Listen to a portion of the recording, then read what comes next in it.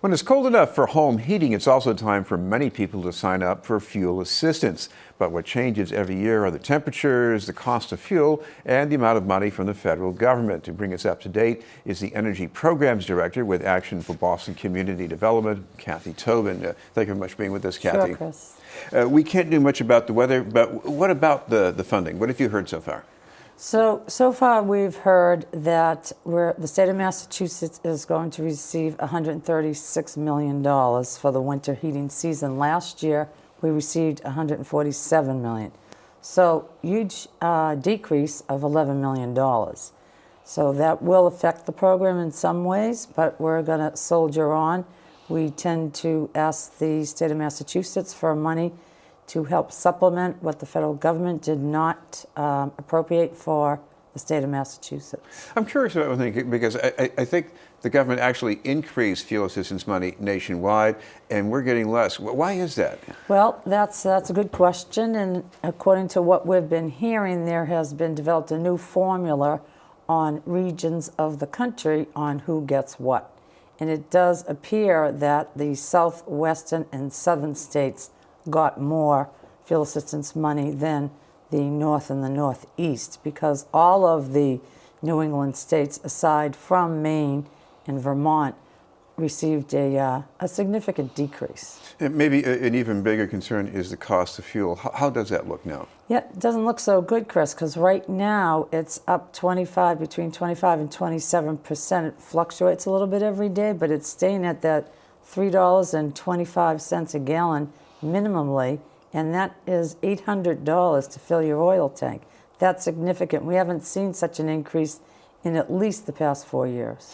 Well, we're in an era of global warming. We've been in an economic recovery for a while. You would think that might reduce demand a bit, but what have you seen over the recent years about how many people ask for fuel assistance? Well, for one thing, I think we all remember last December and January when we saw sub-zero degree weather for a very prolonged time. So your heating systems are pumping, you have your lights on, you're staying in. It was too frigid to even go out. So you can never count on the weather, and we have to be prepared for that. Well, this is a program for households of low income, and let's say for 2 people or 4 people. How high can that income be? Yeah, we're at the state median income. So, for example, the households of 4 can make a little over almost $69,000. That's gross income a year, and a family of 1 is at about $35,000. Well, I know right now, whenever somebody's shivering and the tank is empty, you apply, but maybe, when is the best time to apply, actually? Well, tomorrow is actually our launch day, November 1st, where we can start taking all new applicants who have yet to apply. If they didn't apply last year or any previous year, you always have to come in once for a face-to-face interview. After that, we can do recertification, which means they can do their application through the mail. So we're encouraging everybody to apply early, because you cannot not afford to apply, because there are just so many other things that follow once you apply for fuel assistance. When people do apply, do they need to bring some kind of documentation about their income especially? Yeah, some basic information. It's really not a big deal. And we try and get people in and out very quickly.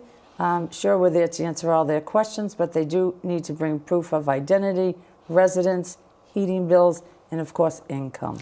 One thing I was also interested in is that this is a program that can help people who rent, even if the property owner covers the heat. Explain how that works. Okay, so yes, so we do help people with heat included in their rent, and how we do that is we look at their monthly rent, and we can pay 30% of that rent directly to the renter over the winter heating season up to, which is November through April, up to a certain benefit level.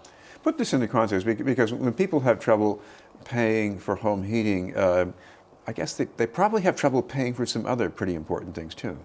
Absolutely, particularly in the wintertime, because this is it's a bill that they have that they don't have for most of the year. So the rent's going up here. We all know that people are moving out.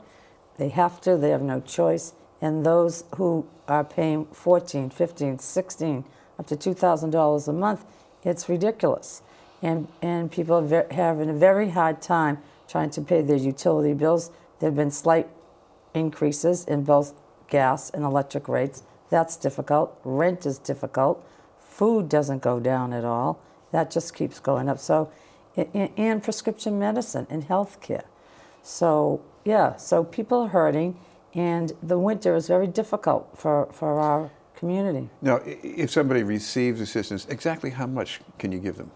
The maximum benefit right now is $1,400. So that would get somebody at least almost 2 fills of oil. Now, you typically need 3 to 4 during the winter heating season, which is another reason why we're going to ask the state for extra money to make up the shortfall.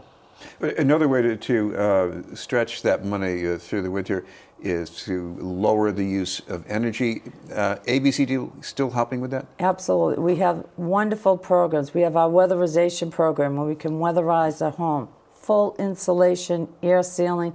We tighten up that house so that no air, warm air that they've spent a lot of money on is not flying out through the attic, the cellar, the windows, the doors.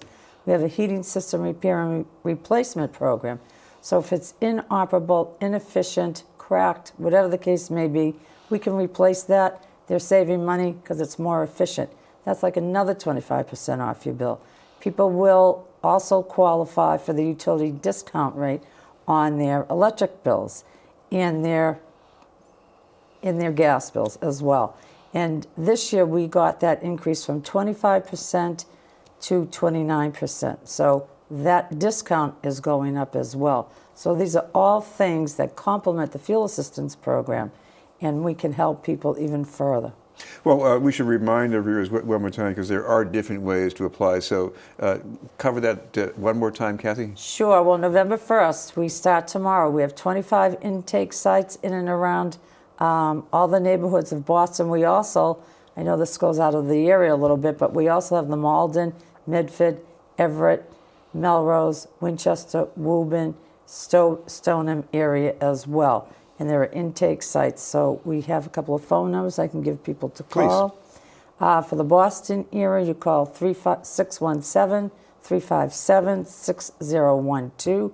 And then for our Malden territory, it's 787-322-6284. Thank you very much for being with us. Thank you, Chris. Kathy Tobin Thank from you. ABCD. We'll have more news in just a moment.